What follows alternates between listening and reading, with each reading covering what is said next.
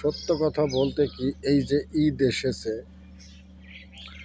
বাংলাদেশের সাধারণ মানুষের কথা কোনো রাজনীতিবিদ, কোনো রাজনৈতিক দল, কোনো গভর্নমেন্টের লোক, কোনো এমপি, মন্ত্রী, মিনিস্টার, চেয়ারম্যান, মেম্বার, নেতা, কেউ কি কখনো এগুলো ভাবে যে এই দরিদ্র মধ্যবিত্ত লোকগুলো কিভাবে জীবনযাপন করবে, কিভাবে ঈদ করবে, কিভাবে তাদের দিনপাত চলবে, তারা কি করে দিন পার করবে, তাদের কর্মসংস্থান কোথায়, তাদের নিত্য প্রয়োজনীয় জিনিসের দাম বৃদ্ধি হয়েছে, তারা কি করে খরিদ করবে, এগুলো কি দেশের আমলারা ভাবেন, জনপ্রতিনিধিরা ভাবেন?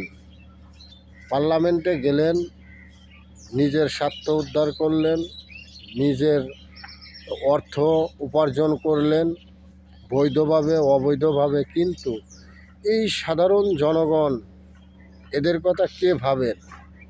একটাবার চিন্তা করুন তো, এরা কিভাবে দিন কাটিয়ে যাচ্ছে, এরা কিভাবে রোজার দিন রোজা রাখছে, এদের অর্থ কোথায়, এরা শুভমূল্যে কোন জিনিস খরিদ করতে পারছে? কেউ কি ভাবেন এটা? ওই ক্ষমতার চেয়ারে গেলে সব কিছু ক্ষমতাকে লোপ পাইয়ে দেয়, এটাই তো বাস্তবতা, ঠিক না?